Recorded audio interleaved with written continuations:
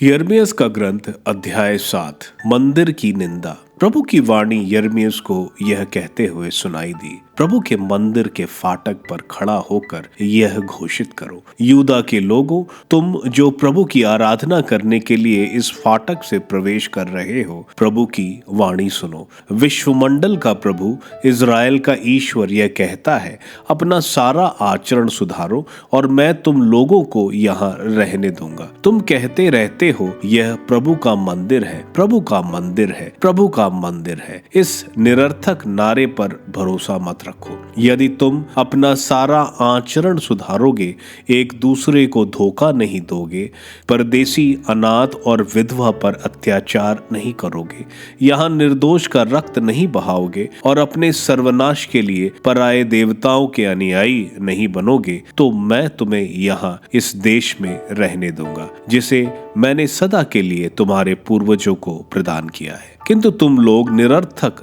नारों पर भरोसा रखते हो। तुम चोरी, हत्या और व्यभिचार करते हो, तुम झूठी शपथ खाते हो, तुम बाल को होम चढ़ाते हो और ऐसे पराये देवता के अनुयायी बनते हो जिन्हें तुम पहले नहीं जानते थे। इसके बाद तुम यहाँ इस मंदिर में, जो मेरे नाम से प्रसिद्ध है, मेरे सामने उपस्थित होने और यह कहने का साहस करते हो, हम सुरक्षित हैं। फिर भी तुम अधर्म करते जाते हो। क्या तुम लोग इस मंदिर को, जो मेरे नाम से प्रसिद्ध है, लुटेरों का अड्डा समझते हो? यहाँ जो हो रहा है, मैं वह सब देखता रहता हूँ। यह प्रभु की वाणी है। अब शीलो नामक स्थान जाओ, जहाँ मैंने पहले अपने नाम की प्रतिष्ठा की, और देखो कि मैंने अपनी प्रजा इज़राइल के कुकर्मों के कारण उसके साथ कौन सा व्यवहार किया। प्रभु कहता है, जब तुम यह सब कर रहे थे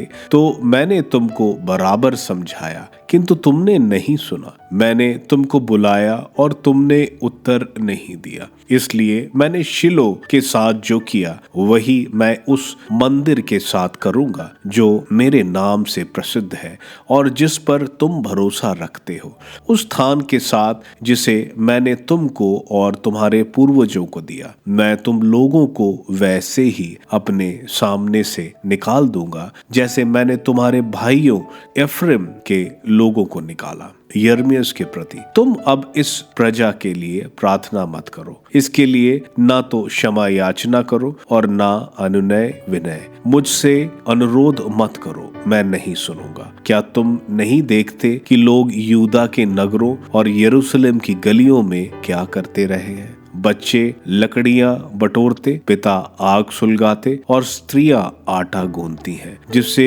ये आकाश की देवी के लिए पूरी पकाएं। ये अन्य देवताओं को अर्घ चढ़ाते हैं और इस तरह मेरा क्रोध भड़काते हैं। किंतु क्या यह मेरा या अपना ही अपमान नहीं करते हैं? क्या ये अपने को कलंकित नहीं करते? यह प्रभु की वाणी है। इसलिए प्रभु ईश्वर यह कहता है, इस स्थान पर मनुष्यों और पशुओं पर, मैदान के वृक्षों और पृथ्वी के फलों पर मेरा प्रज्वलित क्रोध ना बुझने वाली आग की तरह भड़क उठेगा। सर्वशक्तिमान प्रभु इज़राइल का ईश्वर यह कहता है, अपनी होम बलियां और अन्य बलियां चढ़ाते रहो और उनका मांस स्वयं खाओ। जब मैं तुम्हारे पूर्वजों को मिस्र से निकाल लाया और उनसे बोला, तो मैंने उन्हें होम बलियां और अन्य बलियों के विषय में कोई आदेश नहीं दिया। मैंने उन्हें केवल यह आदेश दिया, यदि तुम मेरी बात पर ध्यान दोगे तो मैं तुम्हारा ईश्वर होऊंगा और तुम मेरी प्रजा होगे। यदि तुम मेरे बताए हुए मार्गों पर चलोगे तो तुम्हारा कल्याण होगा। किंतु उन्होंने मेरी बात पर ध्यान नहीं दिया और मेरी आज्ञाओं का पालन नहीं किया। वे अकड़ कर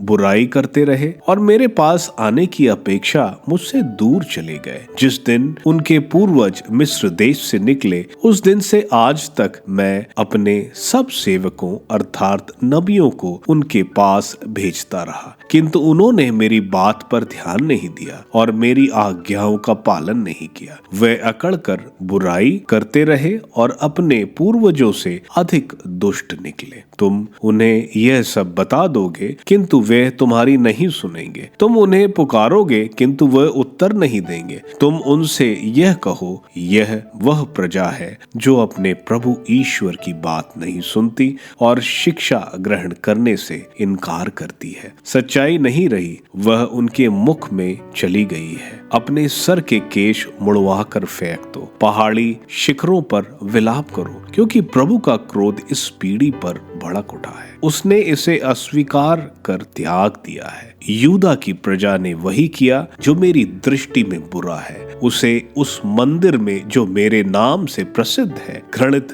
देव मूर्तियों रखकर उसे अपवित्र किया है। वे आग में अपने पुत्र पुत्रियों की आहुति देने के लिए बेन हिमोन की घाटी में तोफोत का पूजा स्थान बनाते हैं। मैंने ना तो इसका आदेश दिया और ना मेरे मन में ऐसी बात आई थी। इसलिए प्रभु ये कहता है, वे दिन आ रहे हैं जब लोग तोफत या बेन हिमोन की घाटी कहकर नहीं पुकारेंगे, बल्कि उन्हें वध की घाटी कहेंगे और तोफत एक बड़ा कब्रिस्तान बनेगा। आकाश के पक्षी और पृथ्वी के पशु वहां इस प्रजा की लाशें खाएंगी और कोई उन्हें नहीं भगाएगा। मैं यूदा के नगरों और यरूशलेम की गलियों में प्रसन्नता एवं आनंद की ध्वनि और वर वधु के गीत समाप्त कर दूंगा, क्योंकि समस्त देश उजाड़ हो जाएगा।